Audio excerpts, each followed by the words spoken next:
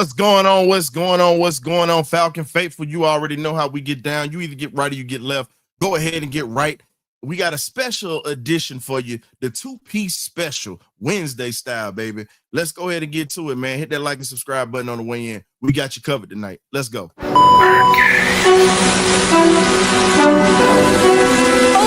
y'all, this is it.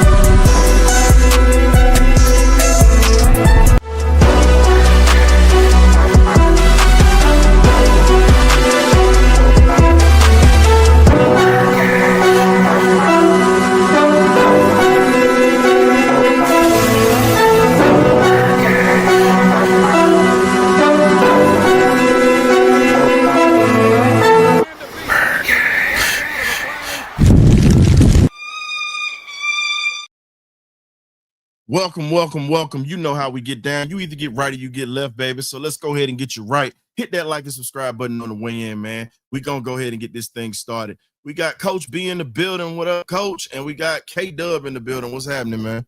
What's up? Good evening. Tonight. Good to see you, Coach. Good to see you, historian. Well, let's go ahead and do this thing, man.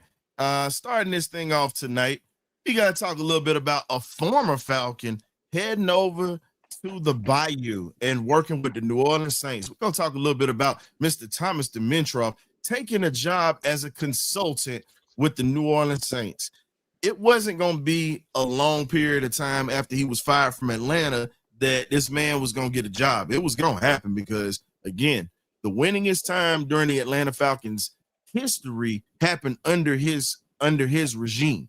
Now, as we talk about this, the craziest thing is the man understands how to get talent. He just sucks with contracts or whatnot, but can't deny his eye for talent. And now that he's going to be a consultant for New Orleans, I'll be honest with you, I think this should raise a red flag for Atlanta right now, because it's like, hey, they really haven't been bringing in no great players over in New Orleans. Some good players, but not great players of the caliber that you would expect New Orleans would do. But we pretty much have Terry Fontenot.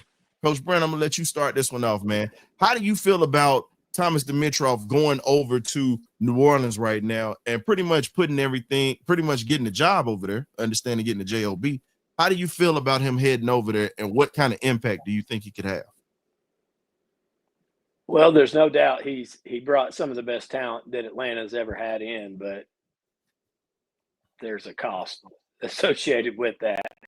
So that's why we've been on a 7-year spiral, in my opinion, because he put us in cap hell. And they're already in that situation. So I hope he goes ahead and buries them, to be honest with you. It's like giving your significant other your black card to go to the store, and you know what I mean?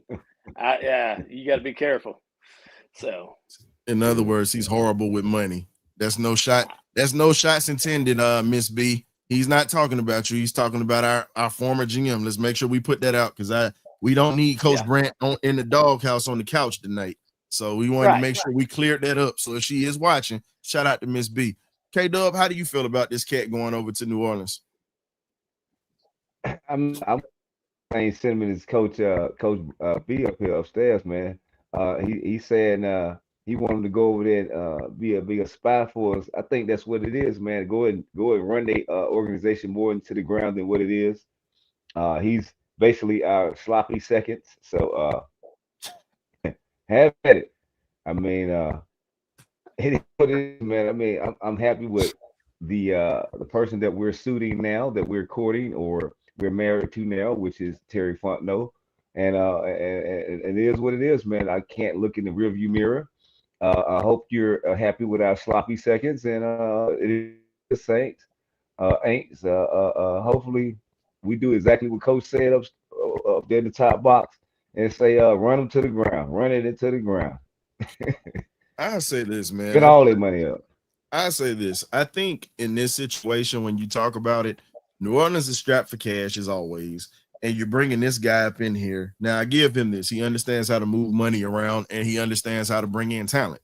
That is something that we can't deny. I'm not gonna say, okay.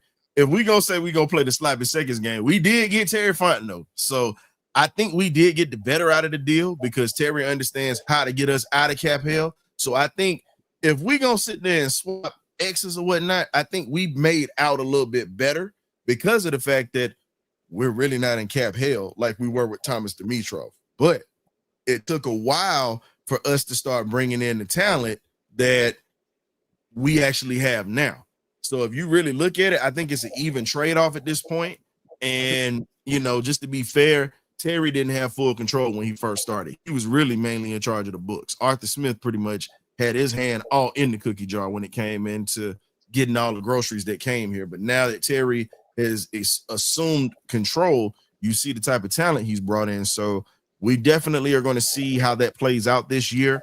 But he's a consultant right now. 9 times out of 10, he's going to get an assistant general manager job next year. You're not just going to bring that guy in just to sit around and bring coffee in or just, hey, you might want to do this or you might want to do this. Now, they're going to groom him all this season and probably give him an assistant general manager job because Mickey Loomis ain't giving up that seat in New Orleans. I can tell you that now. He'll probably be dead and gone by the time he gives up that job. So, Right. Well, I mean, I can't say that ever since we did steal Terry from over there, they've never been the same as a front office. So I think we did, like you said, I'll piggyback off you saying that we got the better end of that deal. And I truly believe that at heart, because not saying that he was the secret sauce, but apparently he was. No, not saying Mickey Loomis is not there, but sometimes old age could take us out of the new way of thinking. You know what I'm saying? He's not thinking outside the box anymore.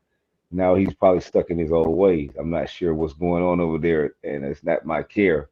But I continue to want to see them not be able to get it right, so we can rise to the top. agreed. So now we're sitting here talking about money. The Falcons, you know, dead money tallies to $12.5 million following the roster cuts. And I'm sorry, wrong one. Let me go ahead and delete that. I actually put that up wrong. Let's talk about it. Darnell Mooney, his contract was restructured, and we ended up getting $6 million or whatnot. And StreamYard to StreamYard, but it's all good.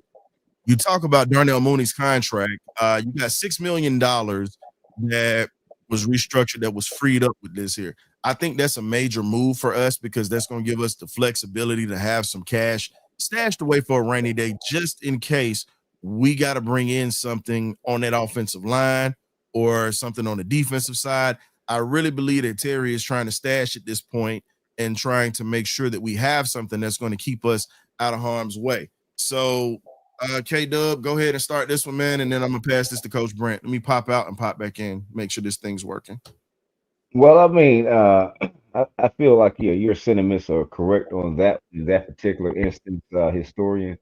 I do believe that we're just gonna stop cash in case anything may go wrong. It could be Darnell Mooney going back down or another player going back down, but just having a reserve fund to dip into if we need to make that adjustment and go and bring a guy into the roster that we need to bring into the roster later on down the line because it's a 17-game long grueling season going into the playoffs like we hope and pray that we're going to be doing. So we may need that extra cash to sign a guy off the street or something like that. So he'll fill in the roster spot. So I do feel like the same way you're feeling in that aspect.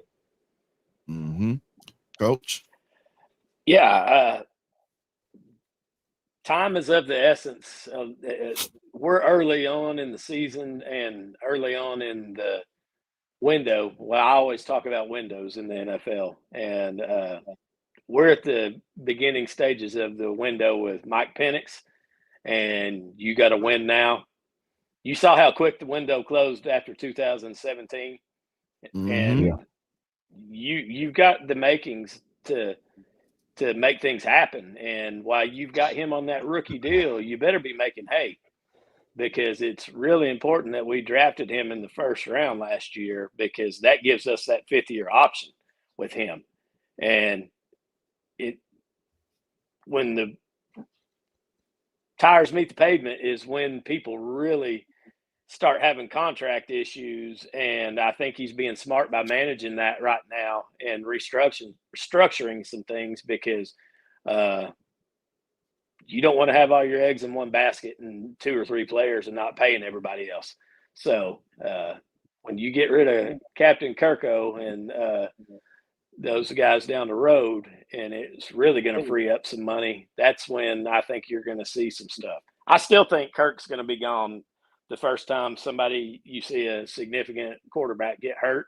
I think he's going to be gone before the trade deadline. I do. That's Who do you just my think? opinion. But here's the thing: do you think a team is going to be willing to foot the bill at that point of the season if something? I do. Yeah. Somebody. I've said this before, and I'm not saying this the lone example, but you're telling me if he goes down, that Miami doesn't have a chance to make the playoffs this year? They wouldn't take that, especially with him knowing knowing that system. I mean, I hear you on that, but here's my thing: they're going for cheap. You got a kid in Quinn Ewers that's there that literally just got drafted by these guys, and pretty much is the backup on that team, and he's cheap. I get where you coming from with that. I'm just saying. What if he goes down, and then you're in the Brock Purdy situation? San Francisco. Now, I agree with you on that. If that San Francisco should have had a Super Bowl ring that year, but that bit them in the hind end. So Philly had a lot to do. Look, Philly and that Georgia defense had a lot to do with that. You are absolutely correct. But when old boy's elbow went down and he couldn't grip the ball, they were. I'll be honest with you, because they secondary couldn't stop a nosebleed that day. It took for somebody to hit that dude's elbow for that to change. So I get where you coming from with that, but I don't know. I guess for me, I don't think Miami is notoriously, they make bad moves. That's the reason they haven't been right since Dan Marino has been there, and they got rid of Fitzpatrick when Fitz was balling. So I don't think they would be competent enough to bring, but I know it's a good example because of Tua, hate that he always gets hurt. But when you look at that example or whatnot, they brought in Ewers, pretty much a cheaper option. And what if the Chargers? It's a lot of teams, same situation. The same. Jim's system does not cater towards what Kirk does. We all know that's a running system. I'm just saying, you have these people that don't have a proven backup. What about Jaden Daniels? He goes down. Yeah. Maybe. It's out there, is what I'm saying. And then you always got somebody dumb like the Cleveland Browns that might just brown it up for no reason. You know what I mean? You know what? I don't put it past Cleveland, but I honestly believe that they really gonna play Shador. I just think but it wouldn't surprise me. But he just throwing out teams that do stupid. But you know what? If they gonna pay Deshaun Watson $330 million. And then you're bringing in all these other quarterbacks. You know what? Yeah. I'm not saying that's going to happen, but they've been known to make a dumb decision. But look, but here's the other thing: we're not trying to take any cap hits at this point, because if you see what we got right now, this is current right now. It sounds good to say that, but we got negative $8,872,106. We're in the 31 spot for cap space or whatnot. We're in the negatives right now. We're moving money around right now because of the fact that we need to have some money stashed away. We got $15,444,956 in dead cap space, which is 28. And then when you talk about the total cap allocations, $294 million $294,160,514. So that's 4. Now, again, when you sit back and look at it, we're really not trying to take no hit right now financially. We are really not trying to take a hit because we can't afford to at this point. Now, next year, the way that contract was set up, remember, it was front loaded. So the way that contract is set up, we can wiggle out of Kirk's contract by year 3. So I already know. But if somebody dangles that carrot and they want to jump on we'll entertain it.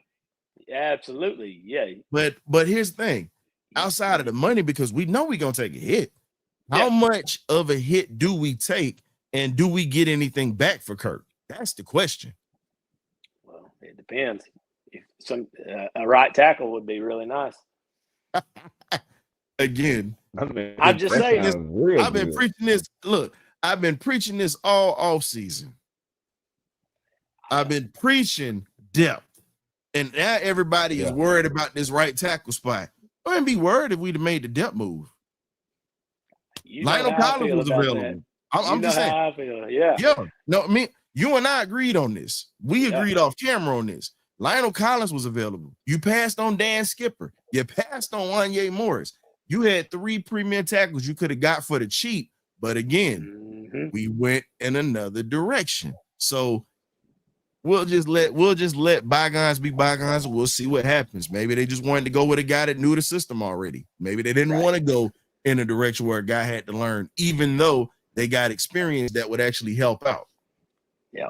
So it's what it is at this point. But this is the current cap table that we have for the Falcons right now. So again, it would take an act of God for us to get anything moving because of the money that they're not trying to get hit with any penalties. So we're not strapped for next year, because I think once we get off that contract next year, and I think that's going to be the year we get off, we're going to be able to bring in a ton. We're going to be able to bring in some stuff that's going to be able to help us matriculate this roster, especially offensive line at this point. We got to get better depth. Point blank, period. Better depth. But that's a whole nother topic for another day. Now, getting back to it, we got injured players for week 1 looking for a return. Jalen Walker is going to be a full go. Darnell Mooney is week to week at this, pretty much day to day at this point. So it's still not certain if he's going to play. At this point, it would be nice for him to play, but I'm not going to rush him because guess what? He got a long season, and we need him. Let Kadarius Hyde stretch. Let Hyde do it. Yes, let him get some touches. Give that man the ball. Exactly. With the speed that he has, he can take the top off of a defense too. So Tampa knows what he can do to him. He did it last year. Exactly. And you're talking about the guy doesn't just play receiver, he's also on special teams. But if he's starting, you're not going to see much of him on special teams. That's where you'll see Chris Blair, another speed demon on special teams, take his spot. So I'm just looking at it from a standpoint of what can we do for this wide receiver room during week 1. K-Dub, how do you feel about week 1? And would you sit Mooney at this point, even though he's day to day? Would you let him get 100%, or would you just go ahead and put him out there in the fire and let him get his legs? You let him get his sea legs out. Well, I'm on the opposite side of what you guys are believing. I believe he's the straw that stirs the drink. I believe we need him out there for just looks purposes, just as a decoy, even if the ball's not coming to him. But he really sells everything that we starts with Mooney. I was thinking if he's able to go game time decision, he goes out there and does his normal workout and warm up, and he's a go. Let him go, and then we'll see what the cards may lay. I'm not saying the ball will be going his way, but we'll have have a conversation with him saying, "Hey, we want you to run it exactly like that ball is coming your way, but we're actually going to be trying to go to other guys." I mean, only the defense will know. They won't know that he's not going to get the ball. But I think we really truly believe that we need all our starters out there, and no receiver behind Mooney, Cordell Harts, Steels, all the guys that made the roster behind Blair. They can't even hold his jock strap. So we need Mooney up there, and I'm praying and hoping that he's ready to go, and at least 90%. I think you're going to see him on a pitch count regardless. Yeah, I mean that's what Yeah. that's what I expect, Coach. I expect him to be on the Yeah. pitch count. I expect to see the other guys that made the roster behind him, the Chris Blairs, the Cordell Hodges. I think they'll split a lot of time, and the Davis Hill. I believe these guys will split time behind him, but they're going to have him out there probably about 30. I'm gonna say about 30% of the time. I'm gonna give it I'm like this first I'm game gonna 30%. give you a baseball analogy. Everybody remember when Austin Riley was coming up, and everybody's Yeah. like, "Man, he's got talent." Just give the man 200 at bats and let him go, and watch what happens. Well, guess what happened? Yeah. Yeah. We got a couple of guys like that on the team that need to get out there and have their And, shot. and that's what I'm saying. I think to me, I feel like this. Hodges earned it. And let's I'm be with real. you. And Yeah. here's my thing. You saying he can't carry his jockstrap. Hodge never had a real opportunity. You know, I'm speaking on this here and I'm gonna defend it. Some of your best football players come out of black colleges. He never got that opportunity, even here in Atlanta. So when he got his opportunities, he has stepped up and balled the hell out. He's won games. Hodge He is a won ball 3. player, man. I'd take Hodge 5 of won them. 3 games. Yeah. And my thing is this. I got a guy that comes in that wins 3 games for me. Freaking London goes down in that Thursday night game. Everybody remembers the hit that he took. You throw Hodge out there. He already was making plays on special teams as a gunner. You said, all right, go out here and get it done. He goes out here, makes the game-winning catch, and takes off. House call. Yes. House call. And then when you put him in with Michael Penix Jr. there on the end of the season, he was coming up big, moving the sticks. So it's not like the guy can't play. And I'm going to be honest with you. He's right up there with him. He just didn't get the looks like that, and he wasn't drafted because of where he came from. I'll put it to you like this. You put him in any other school in the SEC, or you put him at a Big Ten school, he's a top draft pick because of the speed, his hands, and he's an all-around football player. Give me a guy that's an all-around football player and let him play, because he definitely can carry the jockstrap, because you got a guy that can do it all. Yeah. This is not just a one-trick pony. But I hear where you coming from with it. I love Cordell Hart. I never knocked what school he came out of. That's irrelevant. I'm just saying, as a receiver, it's from my eyes, what I'm seeing as eye test. I love me some Cordell Hart, but I'm just comparing him to Mooney. Mooney's a very savvy, great route runner, smart, intelligent player that I believe stirs the drink of this offense. That's just my opinion. I really love me some. I really love these guys. I love Blair. I love Blair. I'm the one that gospel of trying to make the team, but I'm not saying he's gonna hold Mooney jockstrap, and I'm standing on that. And here's the thing: I got you. Mooney wasn't doing a damn thing in Chicago till we brought him here. Let's be real. The drops were bad. Mooney was awful in Chicago. He found his second life when he came here. Change of scenery helped. So it wasn't like he was lighting the league on fire. Let's go ahead and put that out there. Maybe the numbers are the numbers. Maybe he needs some lemon pepper wings. I don't know. He came to the A and got it to go. It wasn't he came to the A and got it to go. But here's my thing: when you're a first-round draft pick, and at that time he was, and you didn't deliver the way that you were supposed to, I understand Chicago is a graveyard for quarterbacks, but he was pretty much the top tier of that offense. Him, and then you had Swift to come in at the end of his time in Chicago when he was there, but he was really the only guy there, and he couldn't stay healthy. And that was the thing that plagued him and why they moved on from him. Now, last year, he got a little banged up, but he's okay. Now, when he's healthy, he's hell to deal with.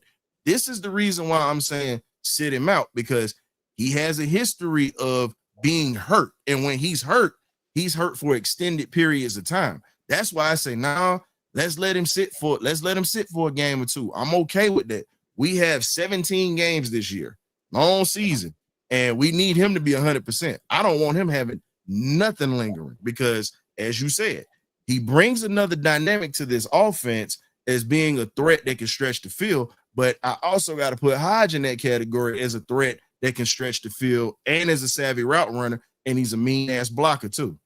We all saw that when he took the head off of Carolina safety. So what's up, Nando? What's going on, everybody in the chat? But Jalen Walker is another one we got to talk about. Now, he's been dealing with that hamstring and groin injury during the time he's been in Atlanta, and he's a full go. K-Dub, we already know what Jalen gonna bring to the table. We watched him at Georgia. Even when he was hurt, he played. It was a precaution, but I expect Jalen to step on the field and definitely bring a different element to this defense right along with JPJ coming off of this injury. Coach Brent, what do you expect from Jalen Walker coming off an injury? And I'm going to pass it down to K-Dub. What do you expect for Jalen coming off injury with this soft tissue injury he's been dealing with? Do you think he's going to have the same explosiveness, or do you think he's still going to kind of tiptoe a little bit, in your opinion? We don't really know what – I mean, I've got my idea of what I think it is. I think he's going to be fine. And if he is actually 100%, man, let's go. We need that physicality. We need that we just need that. We need that to step up. No more soft defense. He's a dog. That's all you can say. Him and Pierce both. I love it. I love it. You got to cut them loose and let them go eat. Got to eat. K-Dub? Well, I mean, I'm in the sentiment is he's one of those guys with it's an old saying, man, he's chomping at the bit. He's ready to go get Baker Mayfield on the ground. That's all he see, on the ground. Man, that song back in the day, Pants on the Ground, Baker on the ground. Okay, so it's gonna be going down, down, down, down. So that's all I want to see, man. I'm gonna be in the building. I'm ready to see him going down. So and we got to handle business this week too, because my boy Vonnie Ross I played with in college is a big Bucs fan. So we got a little something riding on this. So I was on the phone with him for about an hour last night. He lives down in Florida, and he's got season tickets down there. So I need us to step up big on this. Shout out to Vonnie, my boy Vonnie. Man, they interviewed Jalen Walker today, man. He got me excited just listening to him because he's so ready to go. I mean, I feel like they did the right thing by tapering his enthusiasm and making him sit some games. Because one thing about Jalen Walker at Georgia, which Ryan knows, is this guy is always injured. He just plays through injuries. That's what he does. So he even at 85%, he's gonna be going 1,000 miles per hour. So 100% of that. This guy playing with his arm in his hair. So I still won a Bucs award. So I mean, he relentless when they blow the whistle. So it's gonna be kind of fun having a guy that's right up your caliber. Meet me at the quarterback. Him and JPJ. It's gonna be. It's like who gonna get there first? I just want to see it. So I just pray for both of them to stay healthy, and I just expect big things out of Jalen Walker. But I think he's gonna attract so much attention that JPJ may get off. Then once Jalen Walker figures it out, then he'll start to get off a little bit later in the season. I'm gonna be honest with you. I don't think he's gonna be the one that's gonna get the attention because he wasn't the one that was talked about. The reason we say that, and this is why we can see Jalen going off. JPJ was the one that had everybody's eyes on him from the fights he's gotten into and then the plays that he's made with pressure. I think they're going to probably end up sliding double protection over there, and that's going to open it up, and Jalen going to eat. For some You're reason, going to see some of the Will. Getting ready to happen, bro. This is going to be the Will Anderson effect. What happened?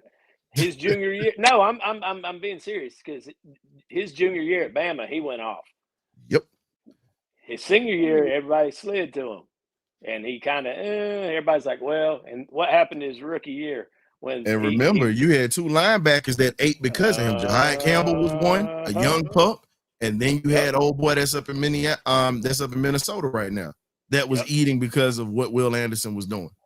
Yeah. So I mean. Yeah, I think you're going to see some of that because last year everybody was like, oh, not Walker, but Pierce's production went down a little bit. But he had the eye of everybody in the country was sliding their protection to him last year. And he still had a great year. And look where he got drafted and look what he's done. So I think you're going to see I think 17 is going to have some flashes this year too, as well as Walker. That's who I feel is going to lead the team in sacks. I'm Hey, on I record hope for he saying that. does. Hey, let's get some money. Dang, Let's get some he money looked he off looked this. Let's he do it. looked the best coming off the edge when I was at training camp. That's I my guy to I lead the think team in sacks. I think with him being around uh Leonard Floyd. Lloyd Leonard, I couldn't get his name out of my Leonard mouth. Leonard Floyd. Floyd, the old heads, and then these two young bucks, and I think Ellis is you're gonna see some different stuff too. You're gonna see some different looks, especially with having Walker on the field because that gives them the versatility. They can Mhm. walk him down and put him up Yeah. on the edge some. Brent, here's a guy Yeah, that I'm gonna yeah. put my money on, and I got him leading or whatnot. Now they're gonna move him around. They're not just gonna use him on the edge, but I gotta say Zach Harrison. Zach Hey, Harrison showed a ton of flashes last year, there and you you go. got to think about it. He was definitely starting to turn the corner at that time. Arnold Ebiketie started to pick it up. So now you pretty much have, how can I put it? You got a track meet. Is I would who's like to gonna see. pass the I'd like to baton see off to about who? 5 guys have 8 to 12 sacks. That way, you ain't keying. You can't slide because if you Yep. do, we're gonna bite you. Yeah, that's what I want to see. That me and coaches on the same wavelength. I want to see about 8. I, Everybody have about 8 to 12, and everybody have even amount of sacks, and we're just coming from all over, man. and I don't The want the only reason Vic why, Beasley effect where everybody just one trick pony. I don't want that. I I got want us something to for you be that a needs to be unit. thrown in here. When you talk about sacks, here's something that needs to be brought up. You got to start bringing in these cat sacks. You got to start Yep. bringing in corner blitzes. Because of the way this defense is set up, you got to start bringing in safety blitzes as well with Bates and with Billy Bowman and with Xavier Watts. So you're not going to know when it's coming, but you know that you got to keep your head on the swivel for this defense. And I'm going to be honest with you. I think Bowman is going to be the one that's going to really bring the boom out of the secondary, and he's going to be the mean one. He's going to yeah, be the yeah. mean one. He play mean. He play mean. Yeah, I like Billy Exactly. Bowman. And when you see him coming up in packages where they're looking like he's going to play in the package, and they got him taking off going to the quarterback, that is going to be one of the nastiest things because he can run fast. He's a sure tackler, and when he hits you, pretty much, you hit somebody so hard you're rattling their ancestors, quoting Muhammad Ali, by the way, rest in peace. So it's just what it is. Hit them so hard, jaw his kin folks. That's just pretty much what you got to do. And at this point, you bringing a guy like that into a situation where he loves physicality and he's built to bring it. So, so that's what I'm looking for when we look at it, man. But at this point, let's be honest. Injured players coming back, I think that's going to help out. But we got injured players that are going to be out. But this person, Mr. Wilkinson, is going to affect how this game is going to be played offensively. His production really is going to be critical for this offense's success at this point because he's getting a nod versus Tampa. Raheem is putting the confidence in it, but it didn't sound as confident as I would like. And that's just me. Listening to press conferences, there's some concern. Now, I'm not saying that Wilkinson can't play, but what I would like to see, a little bit more confidence in you, Wilkinson, giving Coach Morris the confidence in you because he's saying it, but it's still a little shaky. Give him a good game or two, then you'll win that respect to where he's going to back you 100% where it's not as shaky. But again, He's our Austin Riley. I ain't even know. Hell no. Bats. Hell I'm no. saying He ain't Austin Riley. No. What I'm saying, he needs to get the at bats. He needs snaps. He needs to get out there and play. Yeah, he need to get the reps. See what can happen. That's what I'm saying. You got to let him do give him Jackson Profar. I'm sorry. What's my boy's name? He literally just got in. He was the other catcher that we had. That's a rookie. Can't think of his name for nothing. But what I'm saying is he needs it. He needs at bats. He needs snaps. There's no experience like game experience. Hey, a lot of that can be mitigated by Zach Robinson and the script and by personnel calls too. So that can, listen, confidence is great. If he can come out with a good script in favorable situations and put him in good spots and get that zone going and get Lindstrom on the side helping him and your tight ends Charlie Warner and them boys, hey, or Mhm. chipping with somebody, Yeah. you never know what's going to happen. You know where he came from. You know what he can do. We ain't got to say much about Charlie Warner because at the end of the day, Warner was one of those guys that we already knew that was going to deliver, and the way that he's coached, is physical. But here's the other question. Can Wilkinson handle one-on-one pressure? Because they're going to have sets where he's alone, and we got to see how he handles that because, again, Tampa's defense has injuries, but we all know that Coach Bowles has something over there defensively. There's one thing we got to give him. Bowles plays us tough every time. We got to stop Big Boy because he's the damn wrecking ball. What's his name? Vita Vea. The throwing Samoan, man. He kills everybody.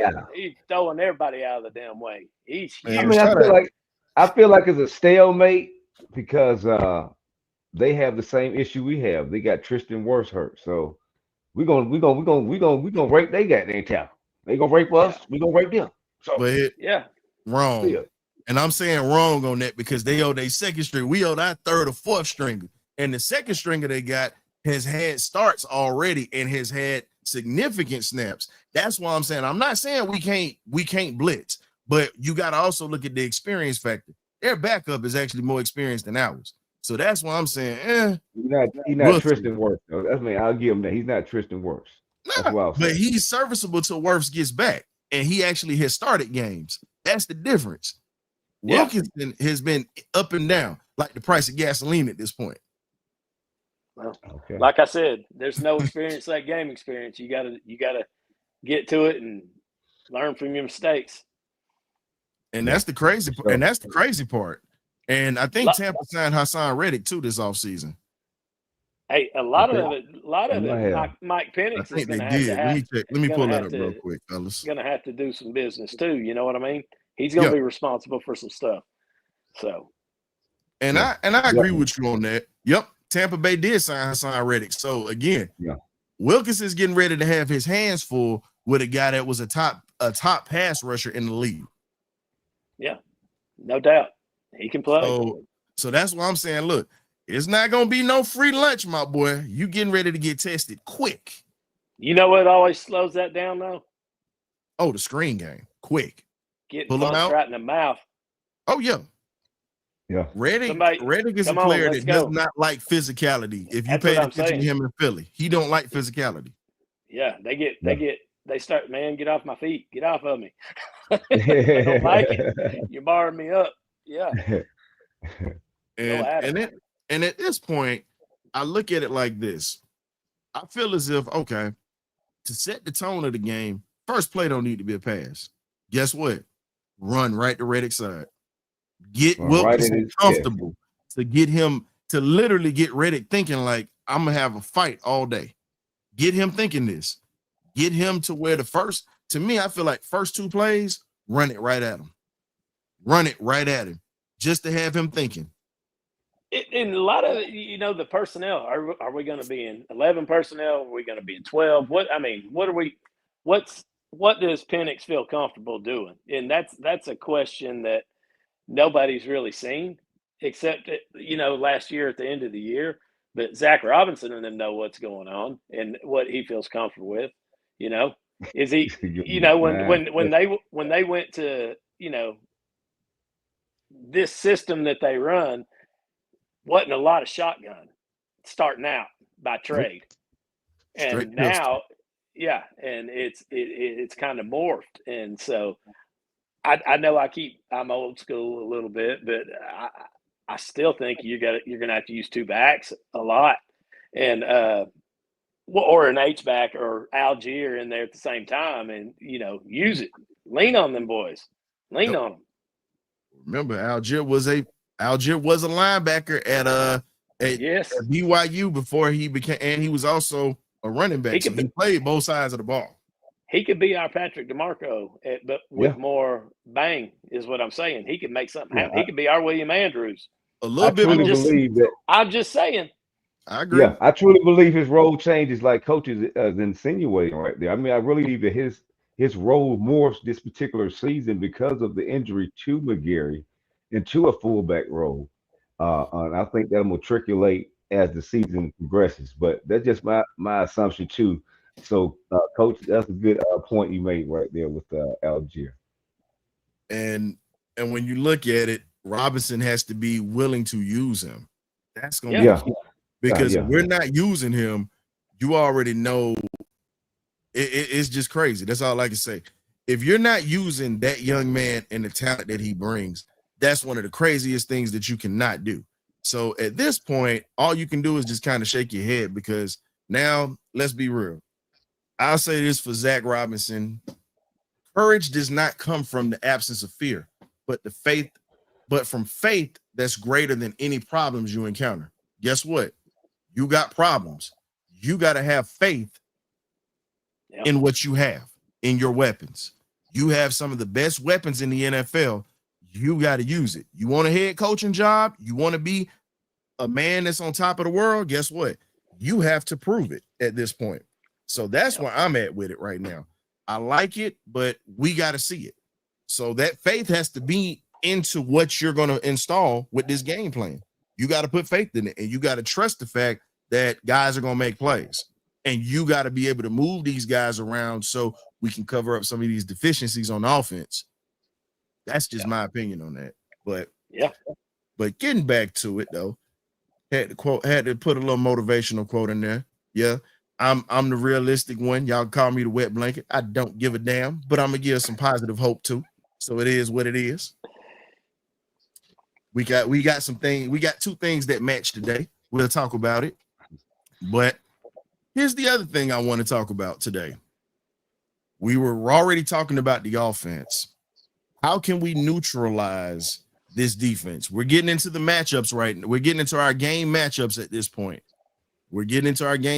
So I would like to know, what do you think the Falcons offense begins this season with? How do they neutralize Tampa, a division rival? K-Dub, go ahead. Well, I mean, we kind of briefly talked about it just a little bit early in the podcast. Is get after the quarterback. It starts with Baker Mayfield. We get him on the ground early and often, and get his jersey dirty, the back of his jersey dirty. It's going to be a long day for Tampa. So that's my assessment, because it'll be a long day if our receivers are not receivers, but our cornerbacks are going to stop Mike Evans, the Hall of Famer. So I feel like it starts with getting the quarterback on the ground, getting those sack counts up, and I think it will be great for us if we win that turnover battle also. So win the turnover battle and get Baker on the ground. That's my assessment to winning the game against Tampa. That was kind of. I think you misunderstood what you said. No, I'm sorry. Yeah, it was pretty much how was the Falcons offense going to begin the season with a tough task and neutralizing. Oh, the offense. I thought you said defense. Yeah. I did. It's on the screen. I'm sorry. No, that's okay. Look, I okay, the offense. Okay. Okay. You were right on the defense, though. That's right. Yeah. It's like, look, he done hit the defense. Okay. Offense. Of course, keep number 9 clean and continue to do what he needs to do. Be efficient. Be very fast and efficient. Don't hold the ball long. Go through his read very decisive. Be clear and connect with those guys that he have out there. I mean, he has the reps now. You can't blame it on he don't have the reps with the ones. He should have that cohesion now. Hopefully, Kyle Pitts get his head out his behind and plays like a top 5 pick. He was drafted and continue to feed run. We still have the rest of the offensive line together, so maybe you got to run to Jake Matthews' side or something more because of Wilkinson on the other side. So continue to get that run going, to let the run open up the pass, and continue to be very fast, efficient, and accurate. I mean, that's what you just got to be an efficient offense. Hopefully, Zach Robinson calls their efficient game and not be stale and dry, and be new, innovative, and creative, and show a lot of motion and a lot of just different exotic looks out there to fool the Tampa defense to what we're doing. Have some things look the same but be different, and when you call it, it can look like a pass and vice versa. So just be new, innovative, creative, and go get the job done, man. But other than that, I don't have anything else on the offense. I'm sorry. Yeah. I want to get it from a coach's standpoint now. We got the fan standpoint. Let's hear it from the blackboard. Coach, if you're the offensive coordinator for the Falcons at this point, establish a zone running game. That sets everything up for this offense. Everything, whether it be inside or outside, you have to pick an identity. You have to have an identity. Mike Tyson was always a rumbler. He was a brawler. He wanted to get in and lean on you, beat on you, bang, and then hit you with an uppercut right there. I mean, everybody has an identity. You have to establish that one way or the other. That sets up everything off your quick game, your naked game, your play action, your screens. Everything is set up off that. Now, one thing, you don't have to do this. You can run the same play out of about 8 or 10 different formations. It doesn't have to look the same. Change their vision, change their viewpoint, make them see it from a different angle. But keep doing the same thing. You have to find something and you do it good. And you got to lean on it. When it's 3rd down and 2 and you're running the 4-minute drill and you're trying to run that clock out, hey, what are we going to do? Well, we got to stop the zone. Oh, well, what if we run backside? What if he's going to boot? I mean, there's the counter off. There's everything. It sets up everything. This whole offense is predicated off the zone running scheme. And when you talk about the zone running scheme from your standpoint, and you're talking about it as a coach that is always when you look at the route tree combinations, would you run a lot of bang 8 routes? Would you run a lot of 9 routes? Would you run a lot of 6 and 5s on your route tree? Or what would you call? It depends if you get them out of a 2 shell or if you get them into a single high safety. That changes everything. You see what I'm saying? If you get that 2, you're going to hit the gear downs. You're going to hit your digger outs and stuff like that. You're going to get a lot of 2 vertical looks. That's where number 8 should shine. He should shine. I mean, that he should eat. If you're getting that and they're staying in a 2 shell or playing cover 4, he ought to eat. Here's the other guy. Here's the other guy that we haven't talked about. And you're talking about running these seam routes. If you got Pitts doing that, who's going to cover Ray McLeod in the slot? Who's going to have him That's underneath? what I'm saying. We didn't even mention Ray yet. Yeah. We didn't even mention Ray yet. So at this point, I'm looking at the fact that you can attack the seams because the Todd Bowles defense is very aggressive. They're, when they back off, they give you little soft spots to throw to. But when they're aggressive, you have to be in this. Will, we're talking defense, bro. I'm sorry, we're talking offense, bro. You have to attack the middle of the field because if you ever look at it, anytime you beat Tampa, you eat them alive in the middle of the field. And once they start to collapse, that's when you got all free passes on the outside. And that's where your speed and Drake London and those guys. London's an animal. I'm telling you. He's turning into a consummate professional on the football field. He's in my opinion, he's the guy that stirs our drink right there on the offensive side as far as the passing game goes. Agreed. But man, I'm telling you, if you can establish that, just that slightest hesitation on the backside defensive end and making that will linebacker take one extra false step changes everything. Because I've told you and your DB, we used to, hey, listen. I'm shaking my head because I literally hate you when you start talking about this because this is the stuff that gets DBs uncomfortable. Even you can even talk to Deion Sanders, one of the greatest cover corners. He gets uncomfortable talking about it when you got that type of scheme that you get. If I can make you turn your hips, I've got you beat. That's all I got to do. If I can turn your hips, I got you where I want you. Yeah. And then it's a timing. Became a professional. This is just me, and I think he's gotten better as the years have gone on. Yeah, and he's matured. Baltimore Ravens game. Had to pull the sleeves off in the wintertime to hold on to the football. Once he pulled those sleeves off, he was a different player from Yes. They Absolutely. so now that was his grow up moment in the NFL. He got better, physical, mean, tough, be the fastest out there, but quick enough to get away. I'll say this: Drake London, and a lot of people might laugh when I say this. Drake London reminds me of a light-skinned Michael Irvin. That's who Drake London reminds me of. What do you always notice? What do you always notice about London? London is just like Michael Irvin. You don't see Them body hands. touches. Yeah. You see That's what I'm hands. saying. Think Hands. about it. Yeah. It's a clip It that doesn't Michael matter Irvin. where it's at. He's got But paws it's on a- him. it's a I'm Yeah, putting yeah, his yeah. hands are that big.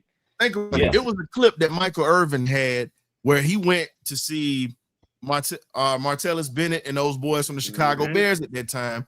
And what's your boy's name? Correct, Brandon Marshall. He was there Yep. working with him. And he's catching the ball all over the place. He said, I came out the womb. He said the doctor tried to slap me. I caught his hand. He said, I'm catching BBs in the dark. See, Drake, now that he has consistency and you see the physicality of his game, everybody says Mike Evans. No, Mike is different. I see Yeah. Michael Irvin in him because if you watch how he runs that bang 8 route, it's so identical. Because think about it. Mike was a basketball player. Mhm. So is Drake. If you look at how he shields off defenders, he's one of those guys.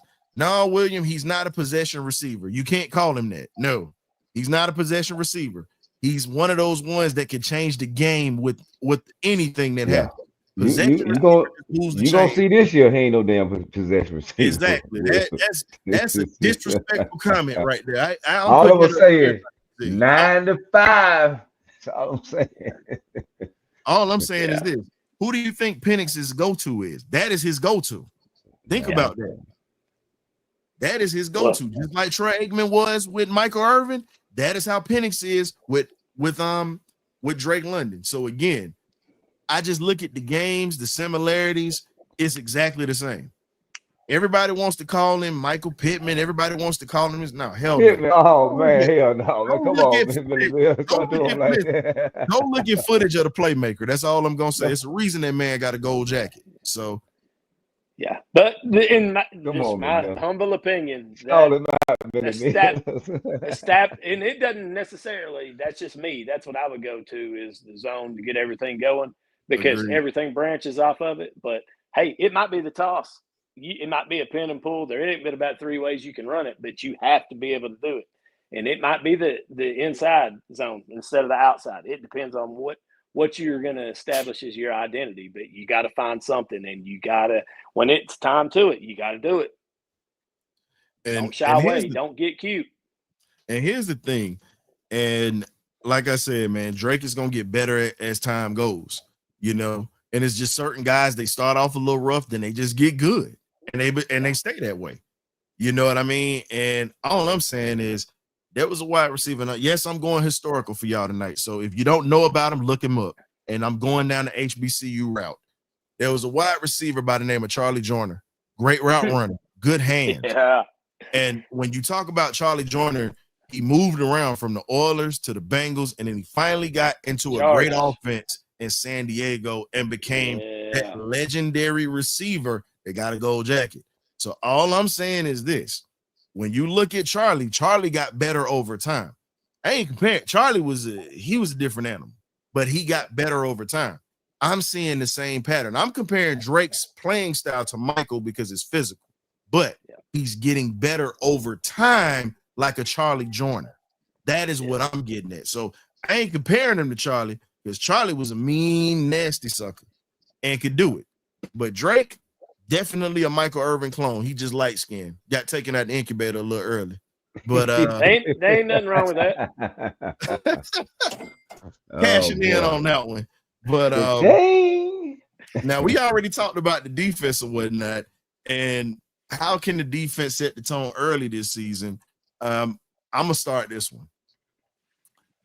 I say the way that you start this ball game, you don't empty the clip, but you pretty much pull the trigger and let your boys go hunt on that first play to make Baker uncomfortable. Blitz on that first play. Even if it's a run play, you let them know that we got boys that's coming to hunt y'all today. So don't get comfortable getting in the backfield, just sitting back there. Have them thinking about you early. And once that happens, he'll give you a chance. If you get after him, he'll give you a chance. And the other thing, I know it sounds crazy, fellas, but I'm gonna be honest with you. I want AJ Terrell on Godwin or Emeka Ibuka because those two aren't physical. Put Mike Hughes on Mike Evans because that's a physical matchup because Evans is physical. Drake, how can I put it? AJ doesn't do well against Evans. And Evans is a physical monster when it comes to coming off the line and doing this. No, I'm not saying that AJ's a bad corner. Don't get it twisted. What I'm saying is you put your most physical corner who can cover on Mike Evans and you let AJ cover Emeka Ibuka, who's the rookie, give him a horrible experience coming in, and Chris Godwin coming off an injury. Make it hard for those guys to catch. Use AJ's skill set and putting them there. Let the most physical corner play against the most physical receiver. That's what I'm getting at to start. And also in the play. I'd love to see Billy Bowman come in on the blitz or two, starting the game, just so you can get Baker's attention. But Coach Brant, I'm going to slide this over to you, and then I'm going to slide it to K-Dub, and then I'm going to open it up for the fans. Same thing as offense. Pick your identity. You got Bill Belichick did it for years. Find what you're the best at and take it away. If you might throw the ball for 250 yards, but you're only going to run for 75. Shut something down. Pick your poison and stick with it, and don't let them do it. So that's what I'm coming at. Can you hear me? Piggyback off both of you guys. No, we heard you. Sorry. I heard you. Okay. Yeah, we heard you. No, just to piggyback off what both of you gentlemen said, you got both are on the same. I'm on the same sentiment, man. Using AJ where he does well at, and continue to let those guys be effective the way that and let them think. Like I said, this defense is predicated to letting those guys go out there and roam free and go get the quarterback. So that's what I want them to do. Set the tone early, like the historian was saying with the blitz early, blitz often. Cover on the back end, and let's turn the ball. Let's turn the ball over. Win the turnover margin. That's what I want us to do. Win that turnover margin. I believe we win that game. So we went and got some of the best ball hawks in college football. They led the college football in interceptions. So let's see if that translates into a couple of picks week one. So I'm in the aptitude that we'll get at least one, but maybe even two. But we'll see what happens. Other than that, that's what I have for the defense. Will, so here's the thing. Chris Godwin practice. He's pretty much like Darnell Mooney. He didn't practice today, but again, that's a game time decision. That's just what it is. I already mentioned Emeka Ibuka, but Godwin, it's a chance that he could play still. They didn't totally rule it out yet. That's the reason I mentioned him. So again, I mentioned Godwin and possibly Emeka Ibuka. So again, I've already mentioned them, but we're going to go ahead and do this. We're going to open this up to the fans. So if y'all want to chime in, come in, talk a little bit of ball with us, we're going to give you a few minutes with us tonight, and then we're going to shut it down tonight. So let's go ahead and get this thing started or whatnot. I'm going to post the link here, and I'm also going to post it in X. We already know Will gonna be the first one to come in here, so it ain't gonna be no damn surprise. Will, get your ass up in here because I already hear you talk. Me and you finna have some words today. I'm letting you know this now. I'm choosing to be the bad guy today, sir. Come on, Will. You always the first one in, big dog. Let's get it. I'm just messing with Will. Is my guy. We always talking trash. We got Mr. Anthony White to pop in first. And welcome back to the cage. We got to give you a special entrance in the truck. Introduction, my guy. What's up, fellas? What's up, your K-Dub coach? Let's go. What's going on? Ain't nothing. What's going on, fellas? Another day in the neighborhood, baby. Oh, hold up. Pink Slip in the building. Hey, get that money, baby. Getting that moolah. Get that money and get your ass in here because it's time to chop it up today. I see you've been chomping at the bit to get up in here. What's up, man? Well, not much, man. I was going to tell my three keys to victory. Just overall, I already told you. Number one, put pressure on Baker Mayfield. Number two, contain Bucky Irvin and Rashad White, and eliminate the explosive plays across the middle. We have to eliminate explosive plays across the middle because that was our Achilles last year. Too many explosive plays in the middle. And if I'm the Falcons, I'll be watching tape like what Dallas Cowboys did to Baker Mayfield. That's all I got to say. And I'm not really worried about the offense. We just got to probably rely on the run a little early. But they're gonna be a closer one. I say Falcons 28, Buck Succaneers 21. You saying you're not Take worried it. about that? His fool say he ain't worried about the offense. And yeah, that's the reason I say it. You got your right tackle. That's the third, fourth string right tackle. Boy, you better be worried about the offense. I was saying we have to put the tight end, put Charlie Warner in there. We have to put Charlie Warner. So But we'll he's be not all gonna be. But he's not gonna be able to be over there for every play. We're not gonna I line up got with you. 11 personnel the whole game. That's what I Coach got was you. saying. We got to manipulate the sets to pretty much throw them off. But at the same time, man, you got Hassan Reddick, who led the league in sacks at one point. That's gonna be on that side. So again, you better worry. Oh yeah. And what's good, man? What you got? I'm just ready for this game, man. I'm really enjoying listening to you guys talk the X and O's of football, man. Like Coach was talking about, with the offense. I said it in the chat. I think with Caleb McGarry out, you can't do as much wide zone as you usually do. I think they got to do a lot more gap schemes, a lot more inside runs. You got two inside running backs that can go inside, Bijan and Tyler. Not saying you go away from the wide zone completely, but with Caleb McGarry out, it's not going to really be that number one staple. So I think a lot more gap scheme this year, a lot more inside runs. I mean, look what Nathan Carter did on that little out inside run during the preseason. Bam, 44 yards. You think Bijan can't do that? You can put him on the inside run and he can take off. So that's my key on offense. And on defense, man, I think let the young boys play, man. Very interested to see what the lineup go look like as far as Jalen Walker going in and playing and James Pierce. I think Jalen Walker, it's going to take him a little time to really get up. They're trying to say he's going to be a full-time pass rusher. I don't see it because at Georgia, he was never a full-time anything. So I got to wait and ball see player. they want to teach him how to be. I know they said Judge Ober said, I want him to be a full-time edge. So that sounds good. But if you need him to be out there as a linebacker, blitzing from the A-gap, or you want him to be outside, you got to move him around. So that's just my thing, man. The young boys, I'm ready to see these young boys play, man. Bowman, Watts, Jalen, Pierce, and Rook. Brandon Doyle is listed as a starter. A lot of people ain't see that. He's listed as a starter over Rook Roro. Yep, we all saw that because me and you talked about this when we was on X the other day. And that wasn't a surprise, but Doyle showed out during the preseason and during fall camp as well as training camp. He showed out. So he earned that spot. Not saying that Rook is not going to get a lot of burn because Rook got more playing time and more experience than your boy Dorless at this point. Yep. Yeah. I mean, they got a four down rotation, so we'll see a lot of those guys. He's just the guy that started out, but Dorless is more familiar with this defense. It's more suited to his style of play coming out of college, so he probably grasped to it a lot quicker than some of the other defensive linemen. But if they continue to get that rotation off every 4 plays, we'll see some damage getting done during that defense. With rotation, because I'm looking at the fact that we didn't have a rotation to start for a long time. Now you're not going to be worried about guys getting worn out. Guys are going to be fresh because one thing about Ulbrich rotates.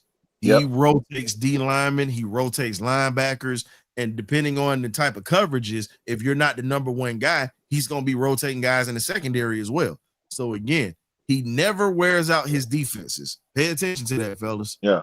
He never wears them out. He understands rotations. Yeah. I heard Nate Alex say something. It was an interview doing training camp. He says he don't want him playing more than 3 or 4. He don't want him in there more than like 4 plays at a time. Like he get him in. 4. Yeah. He wants him in and out like a hockey. It's like a hockey line. He want him going there, going hard 2 or 3 plays and get him out of there. And then bring 4 more in and get him out of there. So it's going to be a lot of rotation, man. To see the Falcons rotating defensive linemen, that's gonna be something. I can't wait to see it, man. bro, that mess hadn't been done since Brent was a young whippersnapper watching Dewey McClain Oh and yeah. you Hey, know I got a dog Paul named after Humphrey and them Dewey. boys, man. That was the last time you saw that rotation. Brent hadn't even sprouted out of elementary school yet. We got GA Knee Texas high to a boy in the, grasshopper. yes, sir. We got GA Texas boy in the building. Welcome back to the cage, my guy. What's going on there, everybody? How everybody doing tonight? What up, George Texas good? boy? What's going on, man? What's up, brother? Cooling it, man. A few more days, man. I'm ready, man.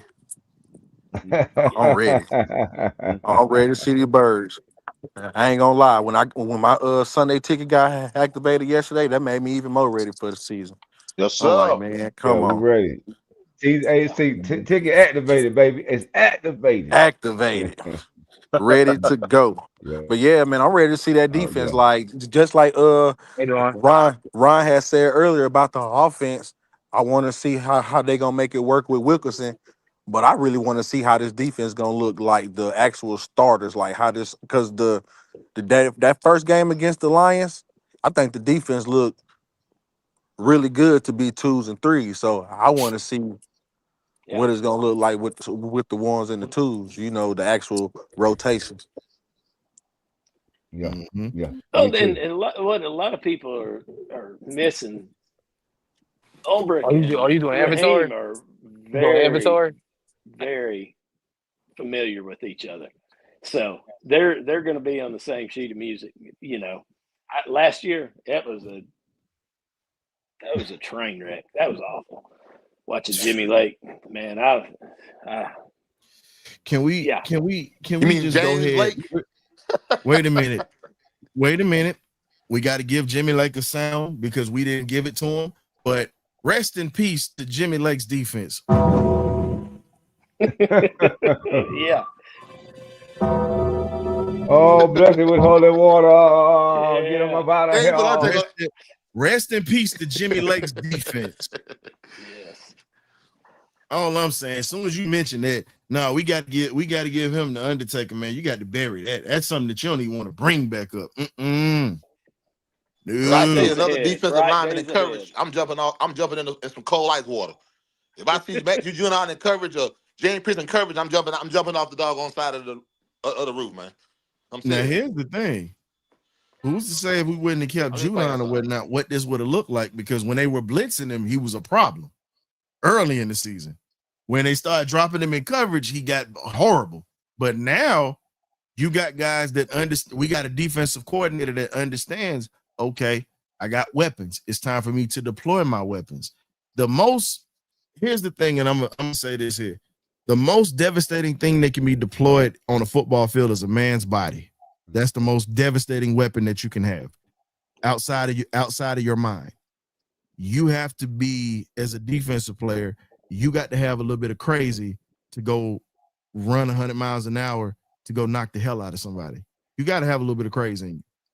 It could be the nicest guy in the world, but you have to have a little bit of meanness and a little bit of crazy to play this game. And having church boys on this defense just didn't work. You actually got some guys that got a little bit of a mean streak, that talk trash, that got bad attitudes when they show up. This is what an Atlanta defense should look like. This is what a Falcons defense needs to look like. And like I said, I'm very happy that we finally have it. And the best part about it is we get to see this for 17 weeks. Hopefully, these guys stay healthy, for number one. Outside of these guys staying healthy, we also got to be able to pressure the quarterback. It looks good on paper, but you got to take it off the paper, put it on the grass. As John Harris, our guy, the cricket deacon, would say, put it on the grass. Because if you can't put this on the grass, it's going to be a serious problem at this point because you wasted money and picks. So I'm ready for them to put this on the grass. I'm ready for them to – I'm going to even give a sack total. I'm going to go out on a limb, and I'm about to give a sack total. I normally don't do this, so we might as well just go ahead and just stop the press. Just I don't give sack totals, but I'm about to give one now. I got us with 35 sacks this year. 35. I think that's fair in a 17-week season with all the talent that we got. If they exceed that, I'm cool. But I need 35 sacks. Do y'all feel like that's reasonable, or do you guys feel like that's too low of a standard? I I think think I'm it's going for 50. I'm reasonable. going for 50. I'm going for 50. We need to average. Me? We need to average I 2.5 say 40. or I 3 a say game. 40 plus Hey, look, because I'll take 40 everywhere that plus. Nate Ollie done been, the sacks done went up. Every team that he done been on, the sack total was 40 plus. I'm just saying 35 in the safe range. And the reason I'm saying in the safe range is this. We got a bunch of guys that have not played with each other, and it has to gel. It looks good on paper. This is what I'm saying. Follow me on this. None of these guys, some of these guys are new pieces in this engine that we call the Falcons defense right now. This Hellcat defense that we have. Really? No, I ain't even gonna bump it. I ain't saying no Hellcat because I'm sitting there giving Carolina too much credit. We ain't calling nothing around here after these pussycats. That's what I call Carolina. We're not calling it that. No. When you talk about this falconry defense, if you guys don't know what the falconry is, please go look up in the dictionary. The word falconry means a group of falcon birds who hunt. Think about that. You got a group of falcons that hunt, better known as the falconry. Now, when you talk about this falconry defense, you literally have to deploy these bodies that have a little bit of craze in them, and you got to get them to play together. I say 35 sacks for this defense. I think it's really well within itself because what that means is we're a balanced defense and we're going to be able to cover in the passing game too. That's the reason I'm saying 35. That's, Not bad. if you do 2.5 sacks a game, that's 42.5. If you do Exactly. 3, it's 51. So I want to see us north. I'm at 50. I want to see us. I want to see us north of 2.5 a game. Hey man, shout out to Louis Algier, Uncle Lou, Tyler Algier's uncle's in the building. Shout out to Uncle Louis. Uncle Louis, what it is? Good evening. I'm with you on that, Brant. I'm definitely with you. But here's the other thing I want to see this year. We talking about sacks. I'm gonna be honest with you. Yes, I want pressure. Yes, I want sacks. But guess what? Doesn't intrigue me. Yeah, folks, it don't intrigue me. You talking to a former safety who say sacks don't intrigue me. You know what intrigues me? Can we stop the run? Yes. Can we stop the run? Because we were getting gashed last year in the middle of our defense. That's a pride thing for me. That is a pride thing for me. Can you stop the run? Can you assert your will? Because if they can run on you, they're pretty much moving you out of your own will. They're taking your will from you and running it down your throat. Sacks are nice, but give me turnovers. Give me to where we can stuff them on a 3rd and 1 or a 3rd and 2. Sacks are nice. I love it. But give me a defense who can stuff the damn run. We looked soft last year. Soft.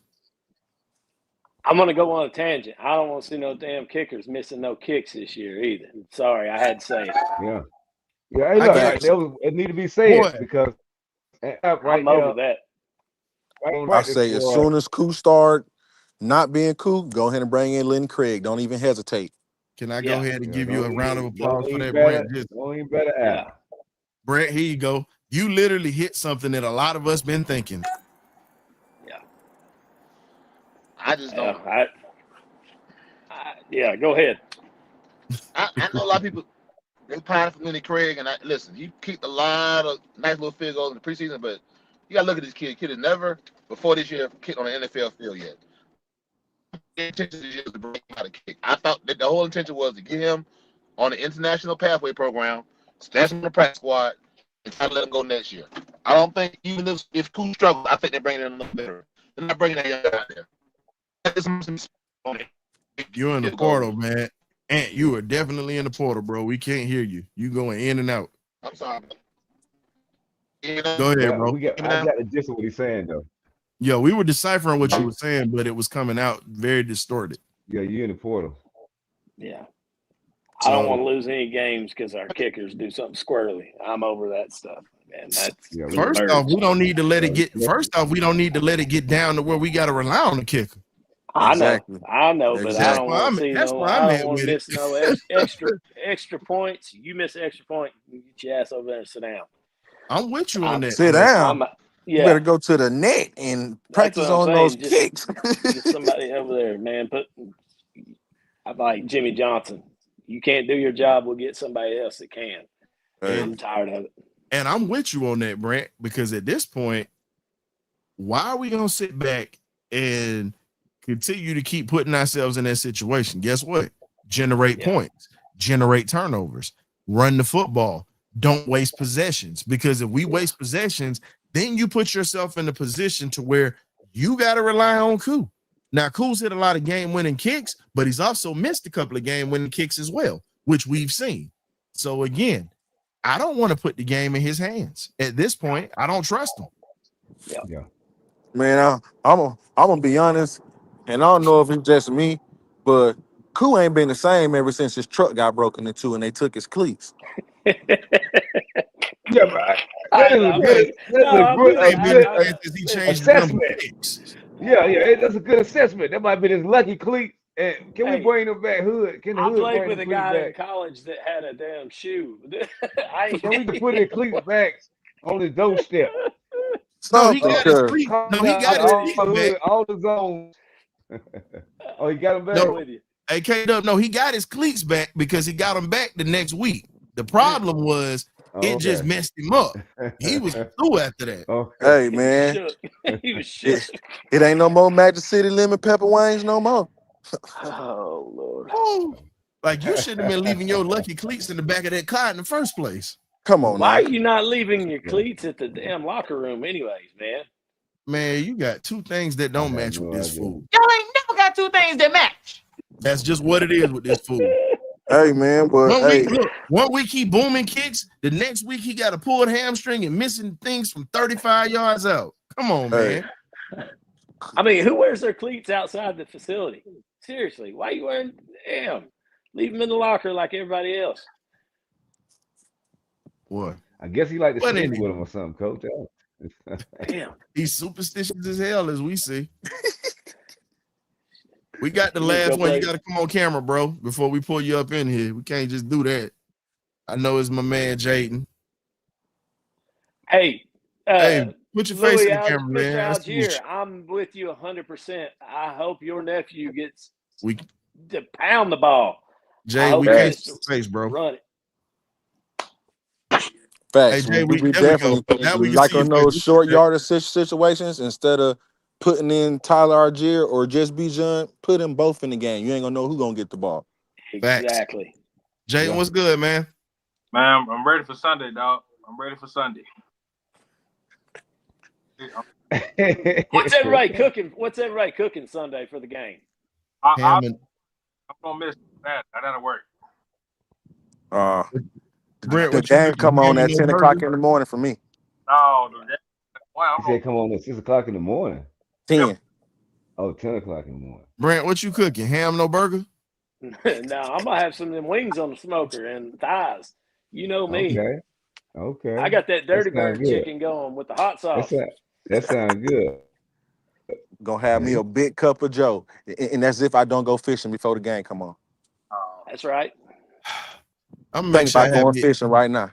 I'm gonna make sure I'm gonna have me. Listen, I'm gonna make sure I'm gonna have me a big breakfast at brunch time because I ain't finna let them mess up my damn appetite. Not Sunday. I need to get through the first game.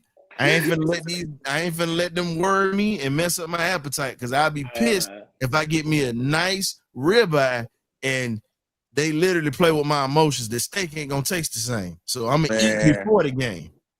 Okay, yeah, man. I've learned this dealing with the Falcons. So for the young, wait a minute. So let me put this out here. So for these new Falcon fans out here, here's the disclaimer.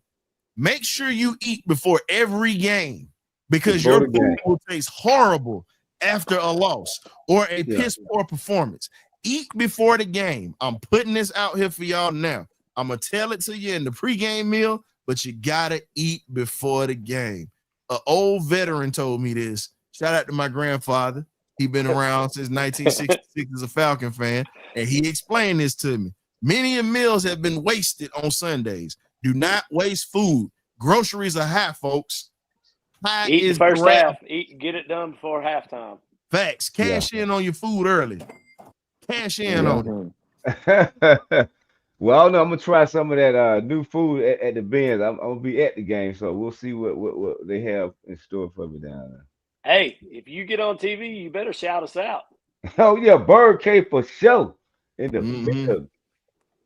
Yeah. Facts. Yeah, man. But anyways, man, any final thoughts, Jaden, Texas boy? We already done covered it. We've already covered everything. We just definitely get ready to shut it down. Y'all already know my saying. The new era is here. The Atlanta Falcons will rise in 2025 and beyond, and I stand by it. Yes, I'm with Yes, you. sir. Sure, man. I feel like the rebuild is complete. If you look across this team, outside of the unexpected injury to Caleb McGarry, this team was set, in my opinion. So you trust our depth? You trust our offensive line depth if something happened? Yeah, because when we came into the offseason, with 10 plus offensive linemen returning in the same system. I feel like that was a luxury of this offense. We wasn't adding nothing. We was just returning everybody from the prior season outside of Rondale Moore, but he didn't play anyway. But we was returning everybody from the season prior. So I just feel like the continuity and the progression was going to be even better than what people expect, because we not like, how can I say, it's like the progress and the progression never stopped just because the season ended. Like, that's what I'm trying to say. Since we had all starters returning, they just kept working and working and working all off season, working and working and working. That's why, like, I don't necessarily have a worry about the offense except for the right side until we figure that out. Well, we're in something we didn't mention at all tonight, too. Everybody's got to remember. Bring it up. Penix can move when he needs to. He's not a sitting duck. Boom. He's not a sitting duck. Last year we had a sitting duck back there. He couldn't run in the shoebox. He I think he's the definitely third can fastest move. quarterback in the league, right? Say again. I think he's the third fastest quarterback in the league. Yeah. So I mean, he needs to run when necessary and no other times. This is what it needs to be. You got a 3-second clock. If you don't see nothing open, get the hell out of Dodge, because you know something is coming from your backside. And get rid of the ball. Live to play another down. Exactly. Don't try to do too much. And we've seen that from him in just 3 games last year. Like, that's all we need. Yes. But just like Coach said, if we can get him to, do a little Jaden Daniels when needed. Yeah. Don't make it your game, but when needed. Man, if he can rush for 45 to 60 yards a game, man, that's a game changer right there. Picking up those third and fourth downs right there, second and third down, that's huge. Yes. At this point, I agree with you on that, especially in the third and 2, third and 3. You should be able to pick it up, but also make sure you slide. Oh yeah, don't get hit. You slide. Do not get hit.